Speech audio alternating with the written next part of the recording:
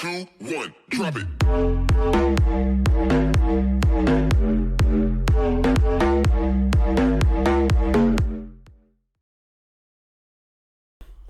The Reason You Walk, a memoir by Wab Kinew. Reconciliation, the restoration of friendly relations, or 2. The action of making one's view or belief compatible with another.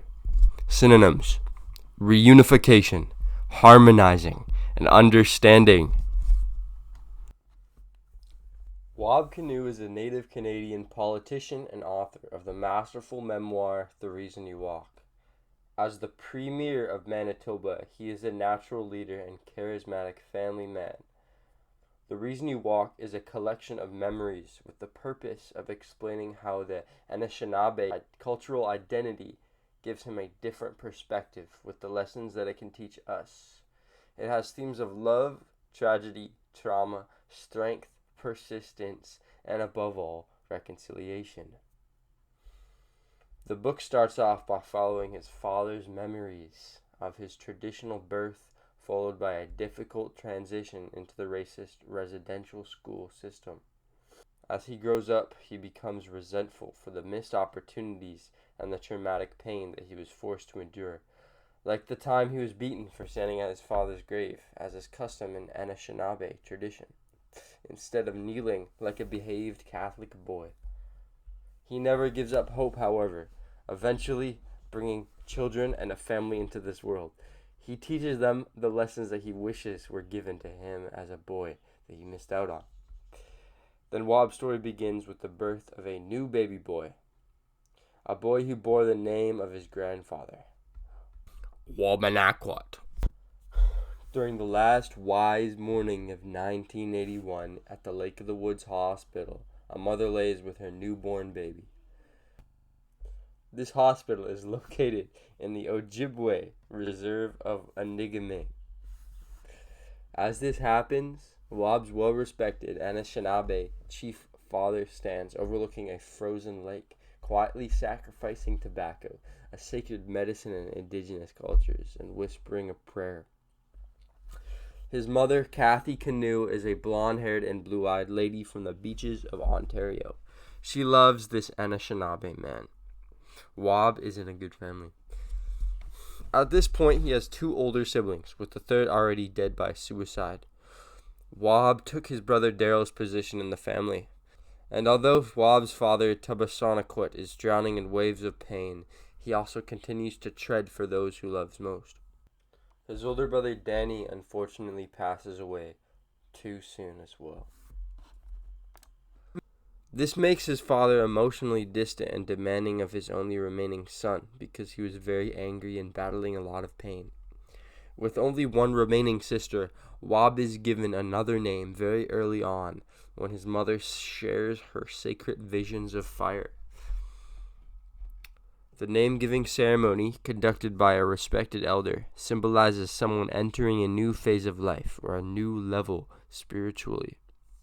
At the young age of 3 years old, Wab has another spiritual calling when he encounters the eagle and pipe in a dream. He immediately shoots out of bed, eager to relay this to his parents. His father urges him to go back to bed, and the next morning they take him to the village elder, Kwetkipinis, the same man who appointed Wab with his new name. With the advice of the medicine man's daughter, Augie, they decide that it is time to gift Wab a pipe of his very own. You see, women were known to be more spiritually sensitive. Therefore, her opinions hold a lot of weight. Later, during the sacred pipe-giving ceremony, the elders of Anigaming present young Wab with the symbol of unity and spiritual growth. He was entrusted with that responsibility as just a young toddler. Compounding with the pressure from his father, he was expected to succeed. This perhaps led him to where he is today as a chief and the Prime Minister of Manitoba. The Sundance is a primary annual event in Plains and Prairies First Nations culture. In it, members spend 4 days fasting from food and water to wake up before the sun and celebrate life. They sing and dance the whole time. They make personal flesh sacrifices known as piercing, in which the participant gets connected by pegs and ropes to either a central decorated cottonwood tree or to a line of heavy buffalo skulls. It is a ceremony meant to enliven people and bring them together from all across nations. Wob has been present to watch his family participate for most of his life, and by the time he turned 16, his dad finally asks Wob if he was going to pierce himself in the ritual. By the end of the 4 days of fasting, Wob had stoically made the sacrifice. This is perhaps the first time that he makes his father proud, and it will not be the last. The second time that Wob pierces is shortly after getting arrested for assaulting a taxi cab driver. Wob, frustrated with his father's cold behavior and abusive teachers and confused about his indigenous identity, finds that drinking and partying is often an effective short-term solution for his long-term pain. After one particularly rough night of drinking, Wob and his group of friends try to bail from a taxi without paying the fare. One thing leads to the next, and when his parents receive the call about what happens, they race down to the jailhouse. They find out about his bad behavior over the past couple of years, and then the trial goes to court. When talking to the judge, Wob agrees to start attending Alcoholics Anonymous meetings and move back in with his parents. The idea of moving back home hurt Wob's currently inflated ego, but it turns out to be a smart strategy of helping him change course. He finds healthier outlets of coping, like lifting weights and reading. He also agrees to attend another Sundance that year. At the beginning of the first day at the sacred grounds, Wob is given his father's title as chief by Chief Leonard Crow Dog, another well-respected elder. The two men think that this new responsibility will wake Wob up to realize that he is an adult and that he owes this service to his family and to his community.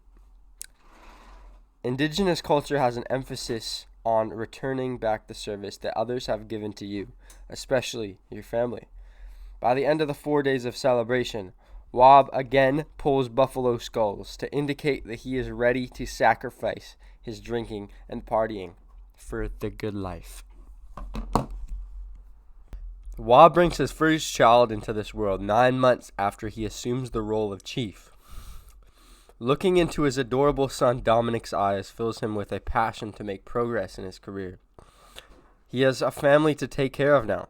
Excitedly, after hard work, he lands a position as a radio host, where he is able to express his love for music with the show called Live by the Drum on CBC, a show of how percussion and music unites people across nations. He later moves up the ranks to become a reporter with CBC TV channel. Reporting provides him with the opportunity to travel across the globe and talk to people who have all sorts of different perspectives. Huge national events happen. Wob is able to share his unique indigenous perspective with a wide audience of viewers for events like the official apology to First Nations people given by Stephen Harper, the Prime Minister of Canada. The apology prompts coverage of what happened in residential schools. A heated debate occurs when CBC mandates the ignorant term of former student instead of the generally more accurate term of survivor when referring to the children who attended these mostly horrific schools. The new reporter puts his new job on the line in protest, which grows into many passionate conference calls. His noble stand ends when the CBC Board of Directors decides that both terms will be normalized. Wob is not afraid to risk his security for his values. The Eighth Fire is a TV series that Wob starts in hopes of sharing all sides of the Indigenous story. Up until this point, the media coverage of the First Nations people has always been so dismal, focusing on the atrocities that have been experienced as a result of racist laws. The Eighth Fire covers the lively aspects of their culture, while still tackling prevalent societal issues. In this way, Wob can have the gift of which he wishes there was when he was a kid: Indigenous exposure on the TV. His children are growing up being regularly exposed to these kinds of positive stories that they can relate to themselves. During a family vacation to Hawaii, Wob's aging father is hit hard with an illness. Upon getting checked out by a doctor, he finds out that he has abdominal cancer. Fast forward 2 years, and the cancer has progressed to his prostate, becoming terminal. Upon hearing this news, Wab and his sister Shaten put both of their obligations on hold to look after their father, who they loved so much. This last year in 2012 was spent very well. I have no regrets, says Wab, as he reconciles with his father after the life of disconnect and anger he suffered on his behalf. The reconciliation started off as Wab opened an Ojibwe speaking class at the University of Manitoba, sharing their important cultural tongue, a reminder to practice their traditional untainted values of the Anishinaabe people. Parents and children of all ages packed into the lecture studio to learn in the fun way that Wab and his father are teaching. The project leads into their most ambitious idea yet, to create a mobile app to spread the word farther. Wab and his father have never been so close as the development occurs.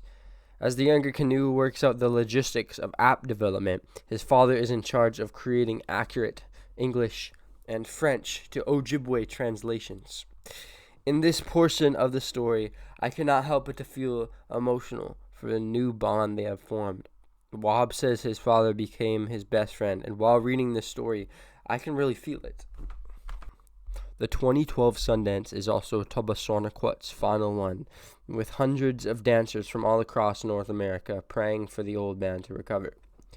He is also given medicine by tenured medicine men of the community. The lively ceremony gives his father the peace of mind which he deserves to have when he inevitably passes on. He fights until the end, continuing to go back to events and never giving up and never backing down. It is important to mention that he died as a warrior would. Priceless memories are also made for Wab to share. Memories of his father's joy in his last year. Memories of families growing in spirit and strength together. Memories of song and dance. In his final days, Tobasonaquat's family strives to take care of his every need as the elder becomes bedridden for weeks on end. Wab makes a special effort to make his father disembarkment as comfortable as possible by sharing stories in song, standing by him until his final breath. His grandchildren, Bez and Dominic, are invited over to the house. They sing their final goodbyes in the traditional language of Ojibwe. Love and respect in this family, as typical in First Nations value, inspires me to be more loving and respectful of my own family. The mood of the book changes as a gentle, melancholy breeze blows its cold winter air across the pages. Slowly, his father loses a desire to speak, to eat, to drink, and eventually he closes his eyes for the last time. He dies with his family by his side, in the same way that he stood at the grave of his own father when he passed. Wab was now the leader and chief of his family. And though he is now dead, the life devoted to joy, forgiveness, and reconciliation of his father will continue to make ripples until the end of time. This story is one full of depth. Wab speaks to his own success in the physical as well as the spiritual, with all of the challenges that he faces along the way.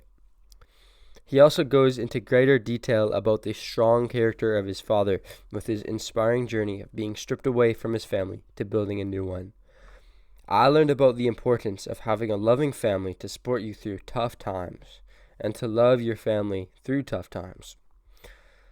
I have learned that forgiveness is a powerful tool to regain your power and reunite with the one who caused you pain. I learned about the responsibility we have to choose to reflect the goodness that we see in the world. As Wab puts it, like a wave, we must orient ourselves to move towards the sun and reflect the sunlight, as opposed to turned away and reflecting nothing of value. This connects to parts of the gospel, where Jesus says we must take up our cross and be the lanterns in the night that shine bright as bastions of forgiveness and love. Everything that's virtuous. Or as Mark Manson puts it in his book, Everything is Effed, we must choose to be anti-fragile, to realize that this battle is not with other people, but with our own pain, our struggle. I learned that having positive cultural or personal influences is necessary to be a functioning member of society. People are lost without a guide to stick to, like how Wob was lost during his university years. And being a young man, I understand the expectations to work hard, to constantly push yourself, to never cower from your fears, have impacted myself in a similar way as it has to Wob. 3 to 5 stars is what I would give this book for its authenticity and literary excellence, although many parts of this book were boring and a struggle to read through. I definitely learned quite a bit. As I've said, it's a book full of depth. For the past week, this book has been the reason I walked to the computer to read.